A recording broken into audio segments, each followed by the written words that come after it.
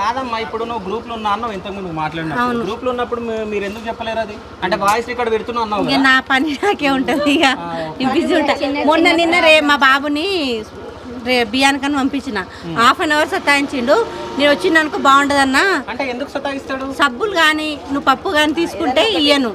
ఇంతకు ముందుకు ఒకసారి శాంక్షన్ అయినాయి సన్న బియ్యం, మాకేమో దొడ్డు బియ్యం పోసిండు. అదర్ పార్ట్ నేను చెప్పలేను వాళ్ళ గురించి. వాళ్ళకి సన్న బియ్యం పోసిండు నా కళ్ళ ముందల. ముస్లిం అయినా వాళ్ళకేమో సన్న బియ్యం పోసిండు, మాకేమో దొడ్డు బియ్యం పోసిండు. అయితే మాకు తెలియదు. అయితే వేరే వాళ్ళంటే నేను సంచి తీసి ఇట్లా పొడిచి చూసిన, మాకేమో దొడ్డు బియ్యం ఉన్నాయి, వాళ్ళకేమో సన్న బియ్యం ఉన్నాయి. అది ఎక్కడ రూలు? ఎవరు పెట్టిన రూలు? అంటే అది 2 years బ్యాక్ అయింది. అది అప్పుడు కేసీఆర్ గవర్నమెంట్ ఉన్నప్పుడు ఒకసారి పండుగకి సన్న బియ్యం ఇస్తున్నారంటే వీళ్ళకి రావట్లేదు అని చెప్తే మేము వచ్చి చెప్పినాము. దాని తర్వాత అది రెక్టిఫై అయింది.